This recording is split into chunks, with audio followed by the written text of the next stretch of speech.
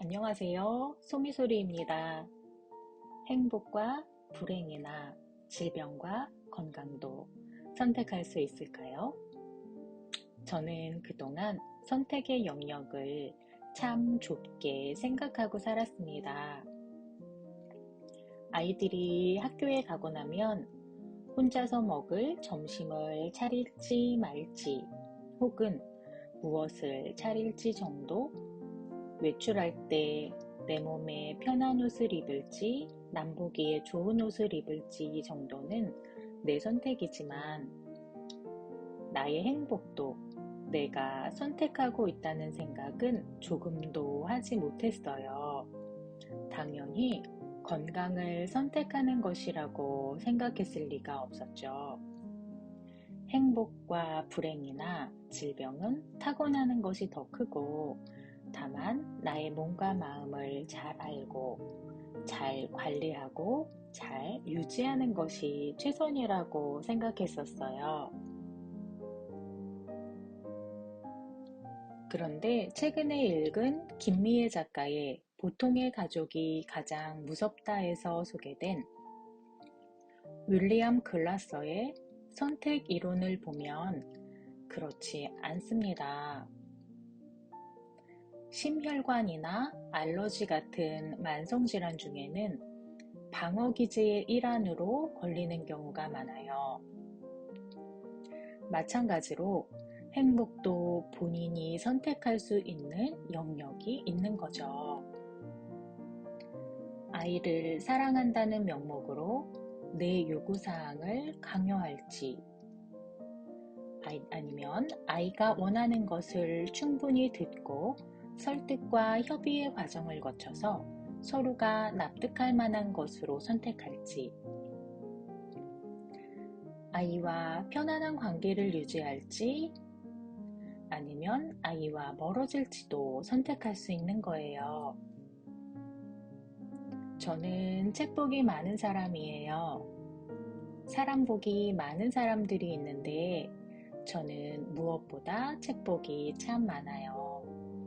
어쩌다가 보게 되는 책도 이렇게 좋고, 내가 아는 작가님이 쓰신 책이어서 한 권 사다가 보아도 관점이 달라질 만큼 좋은 선물을 받게 되니 책 읽는 것은 저에게 늘 풍족히 받는 일입니다. 전에 심리학을 독학으로 공부한 적이 있어요. 무엇보다 나 자신에 대한 탐구가 하고 싶어서 시작한 일이었죠. 심리학 기본서를 보았고, 그 이후에도 다른 전공으로 대학원에서 수업을 들었는데, 기회가 닿을 때마다 심리학이나 상담 관련 과목들을 수강했어요. 그리고 박사 마지막 학기에는 고급 집단 상담까지 참여했으니 심리학을 공부하고 싶어 하던 마음의 갈증은 어느 정도 풀린 상태지만, 이런저런 공부를 하면서도 순식간에 관점이 바뀌는 일은 별로 없었어요.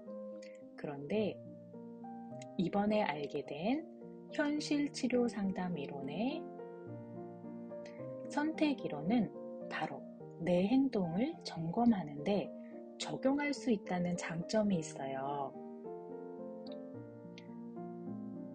저는 피부가 만성적으로 예민한 편이어서 뭔가가 잘못됐거나 때로는 별 이유가 없어도 피부를 긁적이는 일이 많아요. 가만 보니 이것도 내가 무엇인가를 직면하기 싫어서 회피하기 위한 방법으로 쓰는 기제가 아닌가 싶어요. 싫은 일을 해야 할 때 아무 잘못도 없는 피부를 벅벅 긁는 식으로 말이죠. 긁고 싶을 때 가만히 멈추었어요. 나의 선택이다 라고 생각하니 더 이상 긁어대는 일을 할 수가 없더라고요. 사소한 잘못을 한 남편을 미워할지 용서할지, 지난 어떤 사건의 나를 미워할지 이해할지, 부모님을 멀리할지 가까이 할지, 자녀에게 따뜻하게 말할지 냉정하게 지시할지, 이 모든 것이 선택이고 그 선택에 따라서 행복과 불행이 결정된다는 것이 참으로 놀라워요. 가장 어려운 것은 무엇일까요? 바꿀 수 없는 것을 바꾸려고 하는 것이 아닐까요? 이미 지나가 버린 어느 순간으로 달려가서 그걸 선택하지 마. 그 사람은 아니야. 당장 거기서 벗어나. 이렇게 말해주고 싶지만 이미 지난 것은 그것대로 그 상황에서 잘 견뎌준 나에게, 그것을 선택할 수밖에 없었던 나에게 위로를 해주고 포옹하고 이해하고 또다시 위로를 해주는 것이 지나간 일을 잘 떠내보낼 수 있는 방법이에요. 가장 힘들었던 시기를 한번 떠올려 보세요. 그리고 그때의 나를 불러보세요. 그리고 말해줍시다. 그것밖에 선택할 수 없어서 얼마나 힘들었니? 괜찮아. 고생 많았어. 정말 고생 많았어. 너의 존재 그대로 거기에 있는 너를, 그것을 선택한 너를 사랑해. 이렇게 말이에요. 최선의 선택은커녕 어떻게 그런 최악을 선택했느냐고 누군가를 탓하고 자기 자신을 탓하고 싶을 때 어떠한 방어 기제로 그렇게밖에 선택할 수 없음을 이해하면 조금 더 쉽게 나와 타인을 수용할 수 있어요. 충분히 어려움을 나누고 누군가에게 또다시 충분히 수용받는 과정이 그 방어 기제를 벗어나 자신의 날개를 펴는 데 도움이 됩니다. 아무도 나를 수용해주지 않는다면 어떻게 할까요? 그럴 때에는 먼저 스스로를 수용해주면 됩니다. 스스로에게 말을 걸고 스스로를 인정해주세요. 고생했어. 마음이 어려웠지? 괜찮아. 잘했어.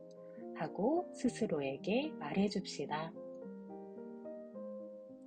역시 저는 책복이 많은 사람입니다. 이렇게 마주치는 책마다 좋으니 오늘도 이렇게 책을 앞에 두고 글을 쓰고 이야기를 하고 있어요. 여기까지 산책하는 사람 소미소리였습니다.